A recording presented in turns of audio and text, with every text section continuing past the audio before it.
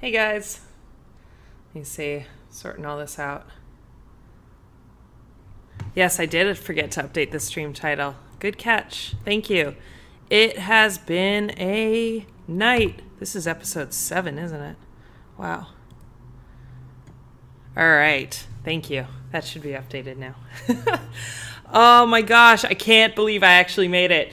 I literally came back and tried cooking food, and my oven didn't work. I didn't have any gas, and it wasn't the pilot light, because I know to check that, but turns out my gas line is blocked, and they can't fix it. So as soon as I start to get really cranky, I will need to go, because I'm going to need food.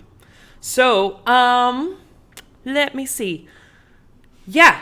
We are here to talk about the recent episode of Star Trek Discovery, which was amazing. Can I just say, I loved it. I kind of love Harry Mudd, and I kind of have confusing feelings about Rainn Wilson now that I'm not, and Harry Mudd, which I shouldn't have, but amazing, loved every minute of that. So that was cool.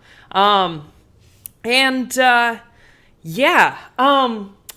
into the science, because there's some stuff I actually can talk about this week, as opposed to me just having to learn some biology and then sort of explain it to you through, scientific method type things. But there's stuff we can actually talk about. So, jumping right in, I think, let me see. Nope, I'm over here. Yeah. All right. The Gormengander. I'm going to get the biology out of the way. Sorry, Eric. But Gormengander is this object that, or this creature. See, I'm already dismissing all the biology. This is, aw, thank you, Zidane. Yeah, I was really excited. I felt the same way. And, and thanks for the waiting for the Halloween delay. But yeah, so this Gormengander shows up, and they say it's an extinct creature that has died out because it's basically just consumed with consuming alpha particles in solar radiation, and it forgets to mate, and some fun side comments were made. And this I feel like I've had this discussion before, but I had no context for how to actually look it up that I can't remember. Is there a creature that has basically died out because it was just so distracted by consuming food it kind of forgot to reproduce? I mean, pandas kind of, I guess, but I feel like there was something else. Anyway, if any of you think of it, let me know, or if similar jokes have been made in other sci-fi things that I'm missing, that I may be thinking of, send it my way, because I'm pretty sure that this has happened before, or someone's talked about this. But anyway, it was fine. We see this Gormengander show up, and then Harry Mudd walks out, and I'm like, woo! And then cool sciencey timey-wimey thingies. But before we get to that, short point about alpha particles. Alpha particles do not come from solar radiation. They come from nuclear fission. Alpha particles are is a type of radiation. They are 2 protons, 2 neutrons, basically a helium nuclei. And they do exist in cosmic rays. About 10 to 12% of cosmic rays are alpha particles. And alpha particles can be involved in the processes in the sun, but they don't, not really in solar radiation, as far as I remember. Unfortunately. But alpha particles in space is a thing. Like I said, cosmic rays, which are actually more ubiquitous than solar radiation in the universe. So if we just change consumes alpha particles from cosmic rays, then that works. So we can use that and go with that. So, but carrying on to fun stuff. Harry Mudd shows up. Woo! And I assume you all watched it because you're here. We find out that they're stuck in a time loop of 30 minutes. And of course, when they have the awesome montage of him killing Captain Lorca over and over again, which was awesome, I think he mentions right before that he's jumped back 53 times and then jumps 3 times since then, every time on a half-hour loop. Why it's a half hour, we'll get to that. But all in all, that adds up to 28 hours. If you think 53 jumps plus 3 more after that, then that's 28 hours. And he's a little cranky, and I'd be a little cranky because I need my sleep after 28 hours of staying awake. But I've done it, so I wouldn't want to do it again. But I suppose if I'm really determined to take over a starship, then maybe I would sacrifice some sleep. But I would get cranky. And yeah, so, oh my gosh, where to begin with this? So they start mentioning things like time loop and containment fields and all this, and I start to get more excited. And then we find out that the chief engineer, whose name I can't remember right now, is somehow out of the time loop, time stream. And that's because he's injected himself with the tardigrade DNA. But they keep saying tardigrade. And I thought we established that it was a tardigrade-like creature. And they keep saying the tardigrade DNA. And yeah. But anyway, because he's done that, he somehow is sort of removed from this spore drive. And he's able to, his attachment to the spore drive basically means that he's sort of slightly out of the time loop. So, I guess the best way is just to jump into like how time loops would work in science fiction and this idea of general relativity and 4 dimensions. And because I actually throw out the term 4-dimensional race, mastered the skill of the time crystals, which is an objectively awesome sentence. And but because he's got the time crystal, he's able to do this time loop thing that he got from this 4-dimensional race that figured it out. So how would that work? Okay, well, we have our 4-dimensional space-time. We have space 3 dimensions. Time is a 4th dimension. A lot of you have heard me say this a lot before, but I will keep saying it because otherwise I wouldn't have a degree. So space-time is a thing. It's 4 dimensions, space and time. The reason that we can control our space as opposed to the time component of space-time is because the coefficient in front of the time is the speed of light, which is constant. And so we can't really mess with that. It's just sort of mathematically removes our ability to play around with it. Just fun 4-dimensional physics and math. And yeah, no worries, you're good. So I have videos posted on Spacetime and that you might have seen. But anyway, yeah, we're jumping in. So sorry, Zach. But anyway, yeah. So we have space-time, we treat it as a sheet, and what we're doing, yeah, it was just biology. And we treat this sheet, bowling ball on a trampoline is an idea, and when you put a bowling ball on a trampoline, that bends it just like gravity. That's just kind of how gravity works. So you can flick marbles around it, and it will orbit the bowling ball, just like the moon orbits the planets or the planets orbit the sun. And that's all well and good, but we understand that conceptually better in a space dimension because we're able to see that. We're able to see these like 3 dimensions rocking it out. But the issue is that it also does similar things to time. Now, most people are familiar with the Interstellar episode. I actually did a whole episode on gravitational time dilation, and it was a not so subtle pitch, but I have a whole episode on it because it is really cool and similar things happen to time.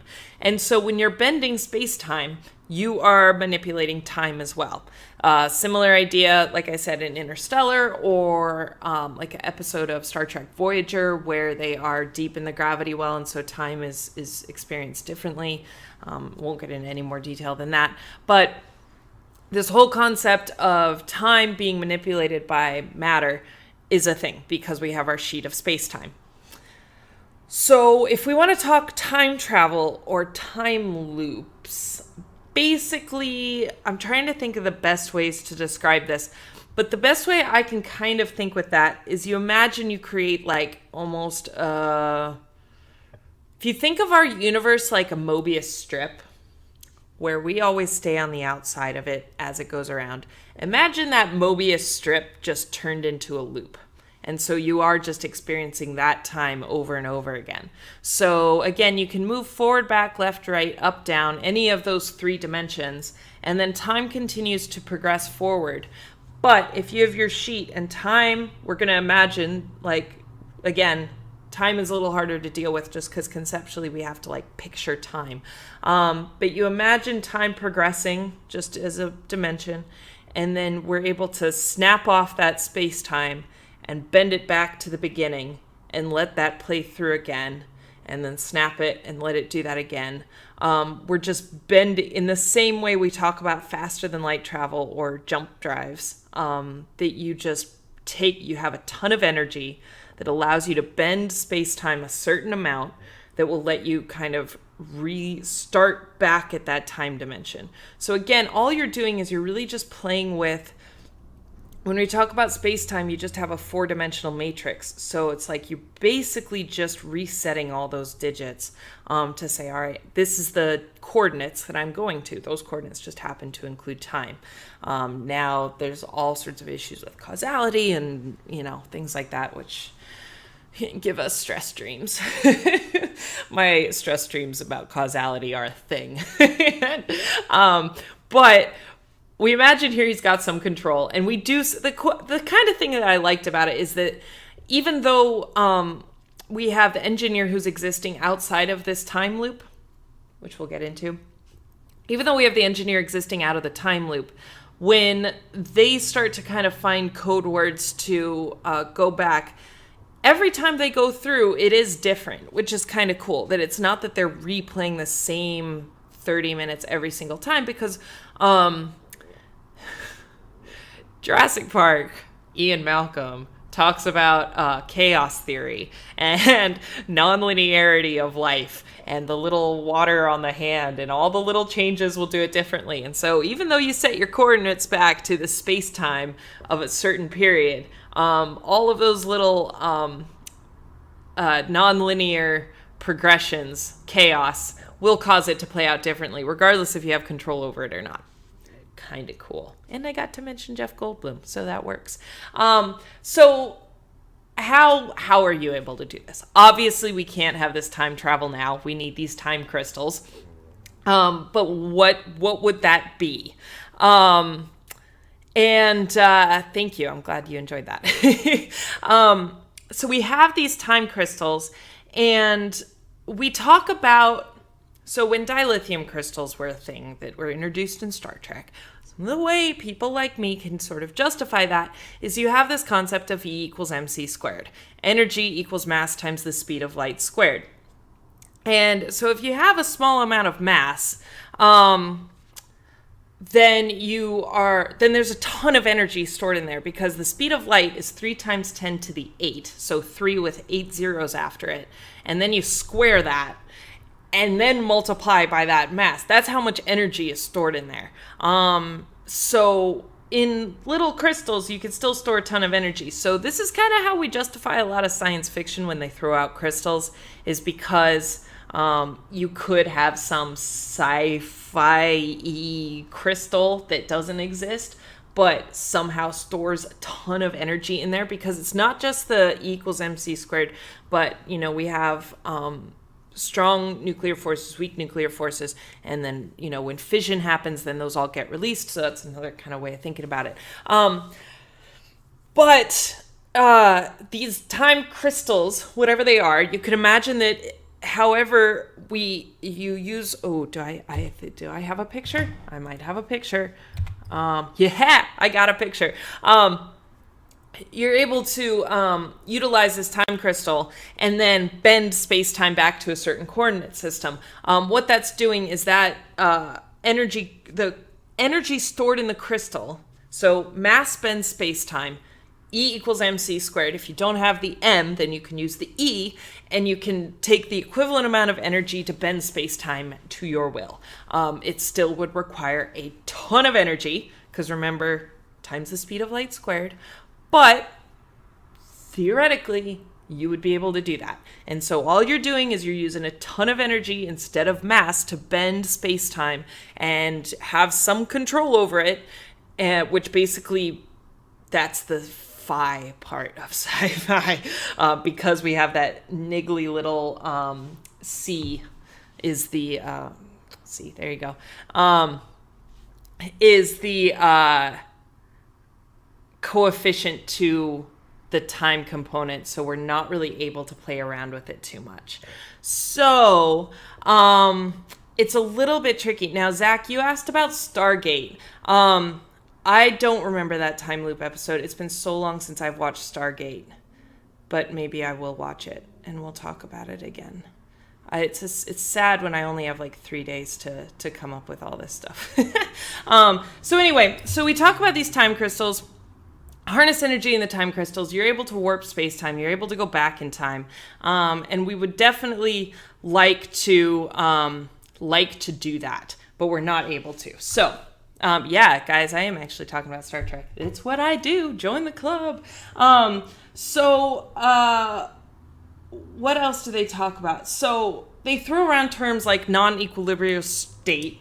And like I said, they mention, so when Michael says that there's a 4-dimensional race that was able to master the technology of this time crystal, I was pretty excited about that because that is a reference to the 4 dimensions of space-time. So they are able to break that speed of light coefficient and say, all right, now we can play with time because that's our biggest issue here. So that's why we're not able to play with time. We can play with space. We can go forward, back, left, right, up, down, all those. But we can't control time just because of that coefficient. But if there is a 4-dimensional race that for somehow has broken the laws of the universe by changing that coefficient, then we're good. So the technobabble kind of solved it. Yeah, I love Stargate. Yeah, I use it a lot. Thanks, Mingus. Join the club. Yeah, so for those of you who don't know, because there may be a couple new viewers here, so my background's in astrophysics in space-time, and so I love talking about Star Trek. I hope you are up to date on the Discovery episodes, but you're coming in good episodes because I don't have to talk about biology as much anymore. So good times. Anyway, there was another thing. So if you have more questions about the time crystal energy idea, I hope I kind of explained where that would come from. We don't need to beat it to death. But if there's something I said that didn't quite, that you'd like me to clarify, by all means, please go for it. So, the next thing that I want to talk about is the weaponized dark matter. So 4-dimensional race, we're good. Time crystal, manipulating space-time, we're good. Weaponized dark matter, not as good. This is a problem.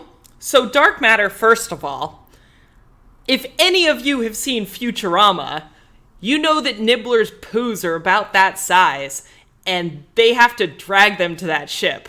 So, because dark matter, regardless, is, before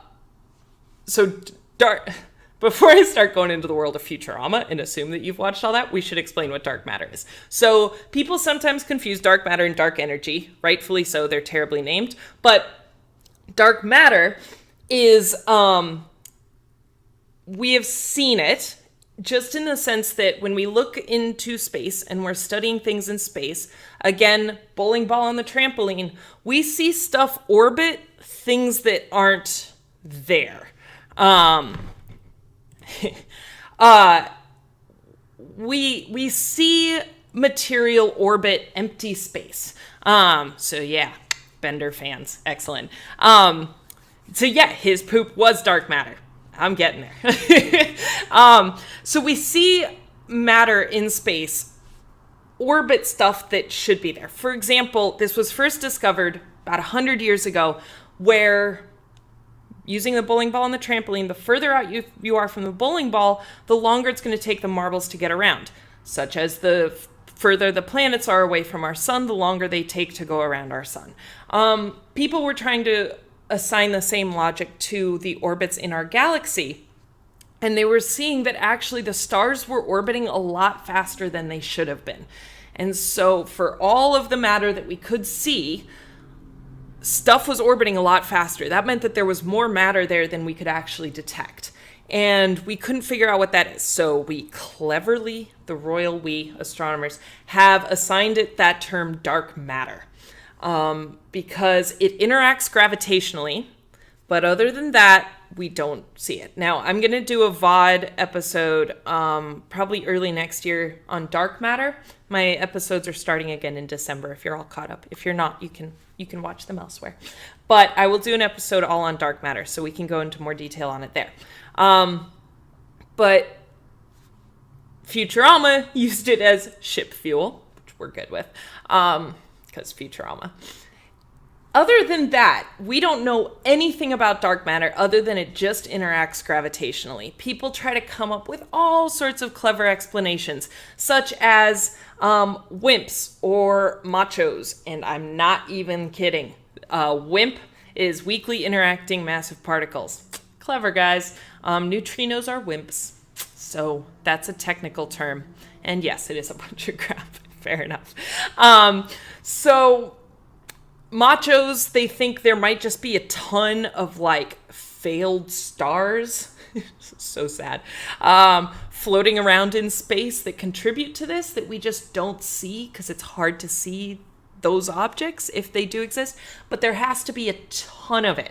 So all of the matter that we can add up and see adds up to about 4% of what's out there just by studying cosmology and the shape of the universe and how things interact with one another. About 25% is dark matter. So almost a full quarter is dark matter. We know it's out there. Burn, Olsen twins. But remember, it's just one person moving really fast. So, dark matter, yeah, basically stellar graveyards, but not even like, it's just stars that never got to that point. So, for example, if Jupiter wasn't orbiting the sun, imagine it was just floating out in space on its own, then we call them brown dwarfs. And all it means is that you had this whole bunch of dust and gas that started to clump together, started to get bigger. This is how stars form. And all the gas and stuff starts to heat up. And stars form when it ignites. When you get fusion in the middle, where it gets so hot and so much pressure that the hydrogen atoms start fusing and they release energy, which is where stars come from. Now, you can imagine that you have this big nebula of dust and gas, and it all starts to clump together and starts to snowball, but there's just not enough of it to get big enough. So you're just left with kind of this almost Jupiter-like, sad, little, lonely brown dwarf floating around out there. So yeah, it's that they're not even really giving off energy. We're trying to figure out ways to discover this. One of the things I did research in way back in the day was trying to figure out how much just cold hydrogen was out there to see how much could be clumped into stars. But again, of the stars and planets and everything that's out there that we see, we're only seeing 4% of everything that is out there. You would have to have enough dead, failed stars to make up 25% more. So, I mean, like, multiplied by a number that I should know. Geez, oh man. 7. 6. To get about there. So that's a ton, and we just don't have enough for it. It's the same reason that neutrinos were ruled out as dark matter. There's just not enough of them. They're out there, and they might contribute, but there's not enough. So anyway, that was a long explanation of what dark matter is. Other than that, kind of free game. The only more easier thing for writers to throw in is dark energy. But dark matter we know a little about. It interacts gravitationally, and that's about it.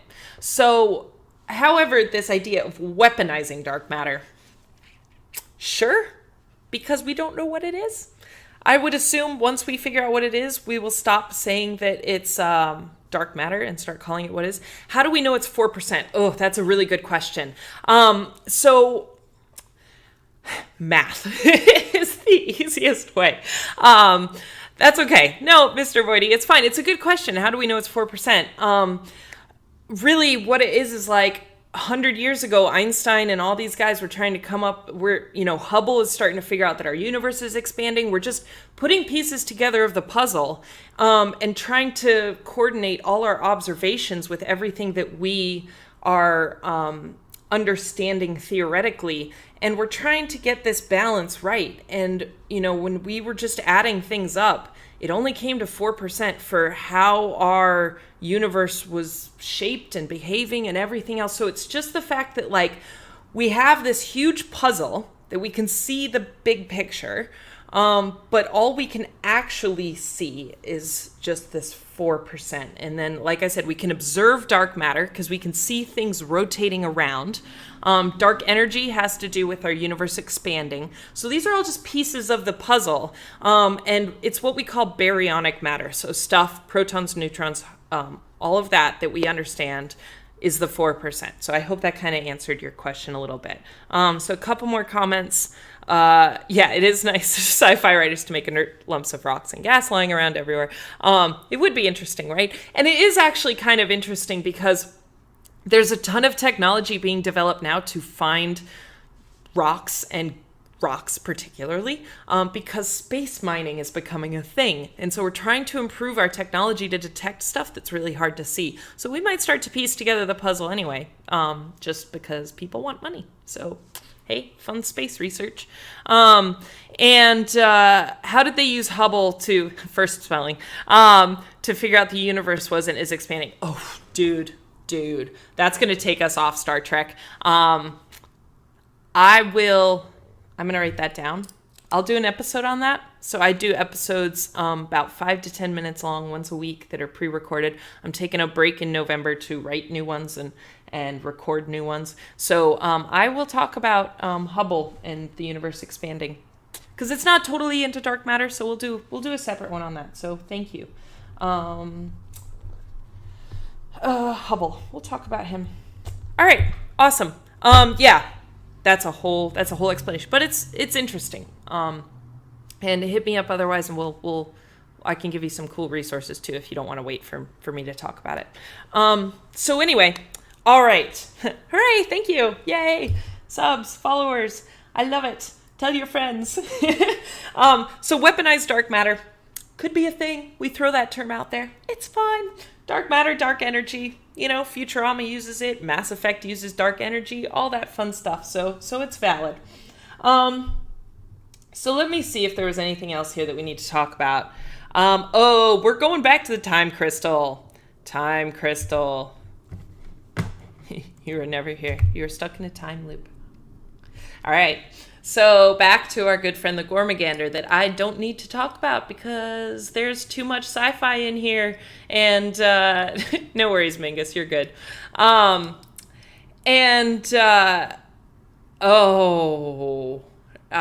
even get me started on Mass Effect. I mean, you can see behind me. I know far too much about Element Zero.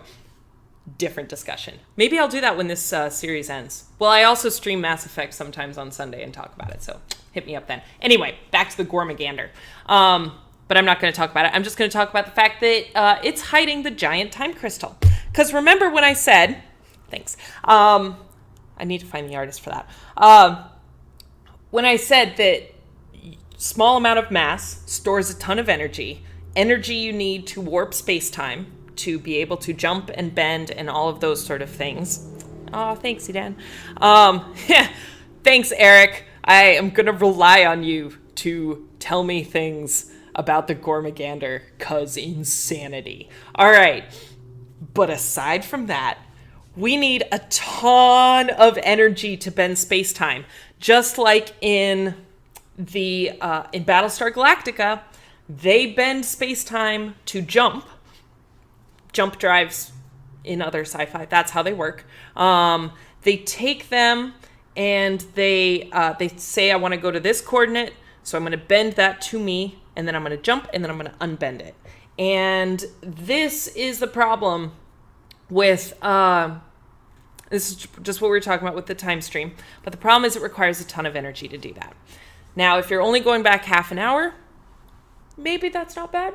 We can kind of count that as the equivalent of like not going very far, because remember, Battlestar Galactica, jump drives are limited in how far you can go. And, but she rightfully said, whatever little thing he's got, if he's got his time crystal in his pocket or on his arm, that's not going to be enough energy. They found it in that thing. That's all.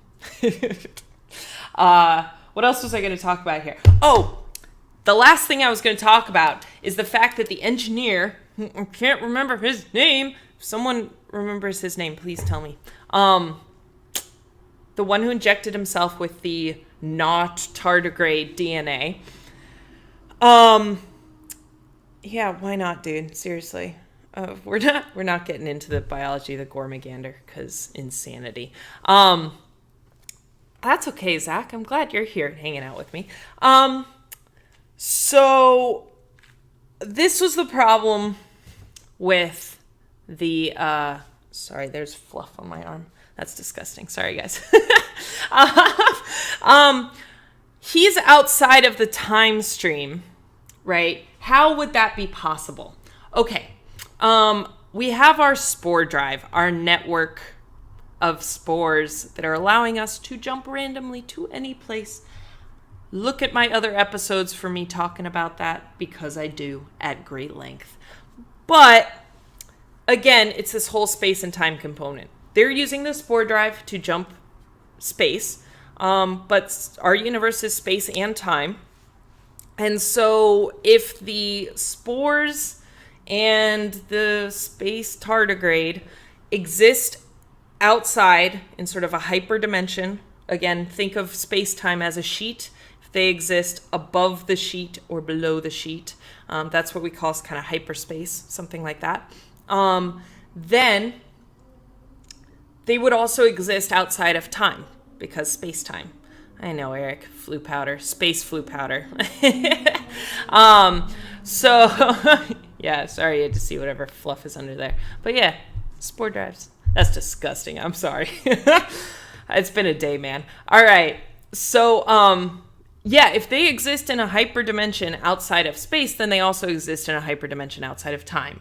And so it makes perfect sense that if somehow you had this lateral gene transfer, sorry, Eric, that would somehow allow you to exist in a hyperspace, then you would also be removed from time. So the logic is sound.